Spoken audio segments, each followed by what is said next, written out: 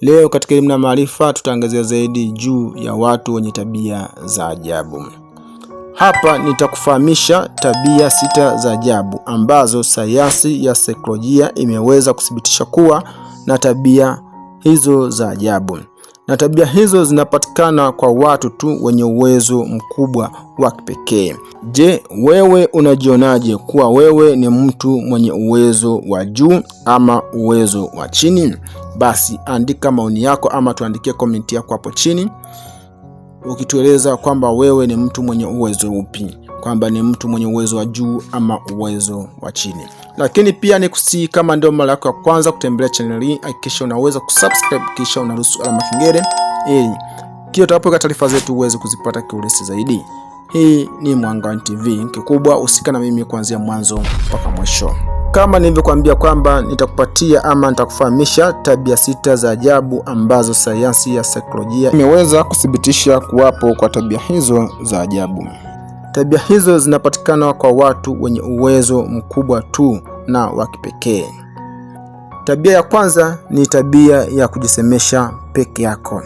Baadhi ya watu wakikuona unaongea peke yako wanadhani kuwa umeweza kuchanganikiwa. Unapoongea peke yako unasaidia ubongo wako kuweza kufanya kazi kwa haraka zaidi. Unarahisisha utatuzi wa matatizo yako na unakuwa unaimarisha kumbukumbu zako mwenyewe. Huo si uchizi kama baadhi ya watu wanavyoweza kufikiria kwamba ni uchizi. Huo si uchizi kabisa. Namba 2. Mazingira machafu ama fujo. Watu wenye akili kubwa mara nyingi hawajali sana usafi katika mazingira yao ya kazi. Mazingira yaliyovurugika huchochea utulivu mkubwa. Watu wenye akili kubwa hawapotezi muda kupanga kila kitu kwenye mstari. Namba 3.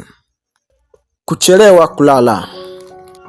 Sayansi inazungumza kuwa sayansi inasema kwamba watu wenye akili kubwa huwa na nguvu zaidi usiku wa manane kuliko asubuhi na mapema. Watu wenye akili kubwa hutumia usiku kufikiri, maana huwa na utulivu mkubwa na uzama ndani kabisa kimawazo katika hali ya kufikiria ama hali ya kuwaza kwa undani zaidi, kwa maana huwa na utulivu wa hali ya juu zaidi, hivyo ufikiria kwa undani zaidi. Kama unapata mawazo mazuri saa 7 za usiku kuliko saa 2 asubuhi, basi hiyo ni ishara tosha kuwa wewe una IQ kubwa ya juu zaidi. Namba 4. Wasiwasi na overthinking anxiety. Hapa tambua kuwa akili yenye IQ kubwa huwa na uwezo wa kuweza kuona matukio makubwa ya mbeleni kwa undani zaidi. Huwezi kuona wasiwasi kama hauwezi kuona hatari inayoweza kutokea kwa mbeleni. Genius hutumia muda kufikiri kila kinachotokea. Hali hiyo inamfanya kuweza kuonekana kuwa na wasiwasi. Huo sio wasiwasi bali ni IQ kubwa ya hali ya juu ya kuweza kufikiria vitu ama kufikiria mambo. Namba 5. Kupenda kuwa pekee ama kuwa peke yako. Baadhi ya watu wengi huzani kuwa watu wenye akili kubwa ni wale wenye majivuno, kisa tu kwamba hawapendi mikusanyiko ya watu wengi. Watu wenye IQ kubwa huweza kuridhika hata kidogo wanapokuwa kwenye mwingiliano wa watu wengi. Wakati watu wengine wanafurahia matukio yaliyopo kwenye sherehe ama katika makusanyiko hayo ya furaha, basi watu wenye IQ kubwa au wenye akili nyingi wao huona kwamba wanapoteza muda. Wanaona ni bora wangetumia kusoma vitabu ama kuweza kufikiria vitu kwa ukubwa zaidi ambavyo vingekuja kuwa ni utetezi ama kuweza kusaidia hata watu wengine. Kwa upweke sio huzuni bali ni tabia yao ambayo huwaonesha kuonekana katika watu wengine kwamba ni wapweke, ila ndio asili yao. Namba 6. Udadisi uliopitiliza. Watu wenye akili kubwa huwa na IQ ya juu na uwezo mkubwa wa kuweza kufikiria.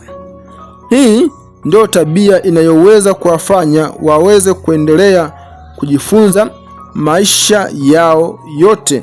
Na kama wewe ni mtu unayependa kujifunza, vitu mbalimbali, ama unapenda kuingia katika mitandao ya kijamii kama vile YouTube ama mitandao mingine kwa ajili ya kujifunza vitu mbalimbali, ama unajifunza ujuzi mbalimbali, ama kujifunza kutoka katika sehemu mbalimbali, ama unapenda kusoma vitabu, basi tambua kwamba hiyo ni ishara ya kuwa wewe una uwezo mkubwa wa kuweza kufikiria na una uwezo mkubwa na IQ kubwa katika akili ya kuweza kujifunza bila kuchoka. Ndugu mfuatiliaji wa Mwanga TV, kupitia makala hii na imani utakuwa umejifunza. Pia tuandikie maoni yako ama komenti yako hapo chini kama utakuwa umelipenda somo hili, na ukitueleza wewe ni mtu mwenye tabia hipi kati ya tabia hizi 6 ambazo tumeweza kuzileta. Na hizi ni baadhi ya tabia tu, zipo nyingi. Jina langu ni Cassius Mwanga. Usikose kutufuatia katika vipindi vyetu vijavyo.